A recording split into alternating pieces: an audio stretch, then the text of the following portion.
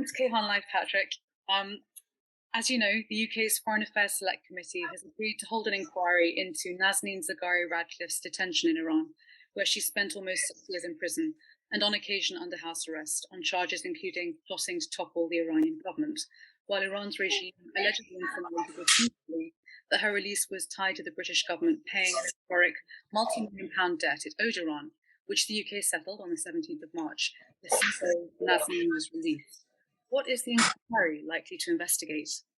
Sure. Well, I think the inquiry will investigate both the way the Foreign Office handled the case of Nazanin Zaghari-Ratcliffe and why it took so long for her to be released, 6 years, and the same would apply to another dual national who was released at the same time.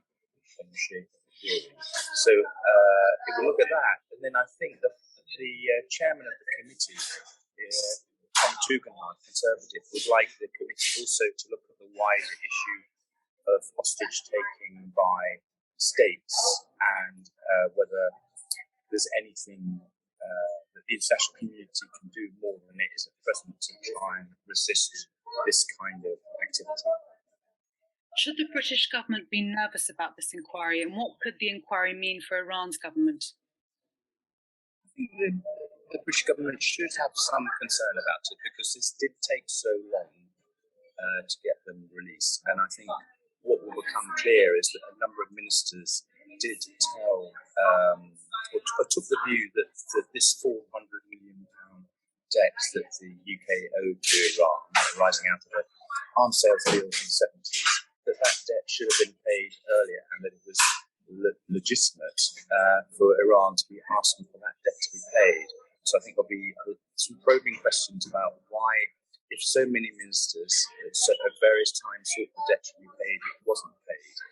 And the British government's always been very reluctant to discuss that. They come up with various reasons, such as it was impossible to pay because of sanctions. But I think in reality it was possible to pay, and as we've seen at the very end of this whole process, the debt was paid, and a method was found that got around existing American sanctions. So the issue will be, if it was possible to pay in 2022, why was it not possible to be paid earlier? And I think lastly, the really important point is that this is a debt, it's not a ransom. And that's the issue I think that the committee will have to discuss and come to a view with, whether it was a debt or whether it was a ransom. In her letter to the Foreign Affairs Committee, Nazanin's MP, Tulip Siddiq, specifically asked the committee to look into an incident in 2013 involving Iranian officials in the UK. Are there any more details about this incident, and why might it be significant to Nazanin's case? It's quite well known, this incident, because it was actually discussed ironically by the current Defence Secretary when he was a backbencher, Mr. Ben Wallace, and it was raised in a debate in Westminster Hall, where he said, why on earth is it that one branch of the UK government has invited the Iranian officials over to discuss this issue of debt, and another branch of the British government, which I think was more Home Office related, decided that they should be arrested and kept in detention and then deported. And it seems to me one branch of the UK government didn't know what the other branch was doing. So there's both a sort of failure of communication, but also you can't imagine the impact it would have on that on the Iranian government if their officials come over at the invitation of one branch of the government and then they're thrown in a slammer for 3 or 4 days before being deported. And it just beggars belief that something so stupid happened. We know there are other detained foreign nationals in Iran and several British-Iranians still who were not part of the deal to free Nazanin and Anousheh. However, detained British-Iranian Murad Tahbaz was allegedly included in the agreement and was supposed to be placed on furlough as part of that deal, but has since been returned to prison. Why do you think the Iranian government has chosen to do that? Well, I think there's been, over more than a year, there's been a ambiguity in the Iranian eyes about whether Mr. Tahbaz to be included in a British deal or whether they were going to treat him as an American and as a separate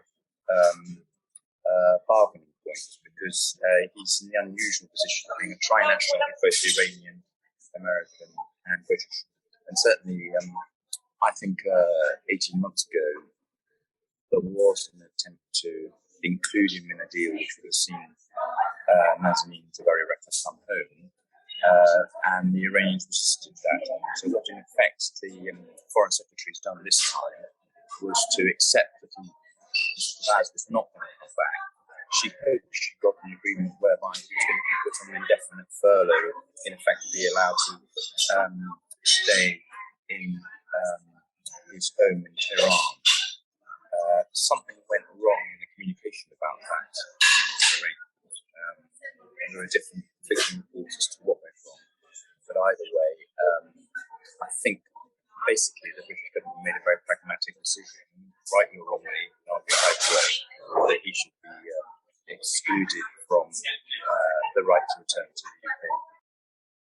Another detained British-Iranian, Mehran Rauf, had initially decided not to publicise his case and wanted to stay very much under the radar. But that now seems to have changed with the appointment of Sattar Rahmani, who is a supporter and now Mehran's spokesperson. What prompted Mehran to change his strategy?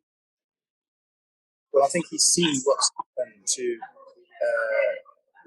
in effect, the people who have been released, the people who made the noise, and the people who haven't been released, the people who either of their own choice or at the advice of the Foreign Office decided to stay under the radar.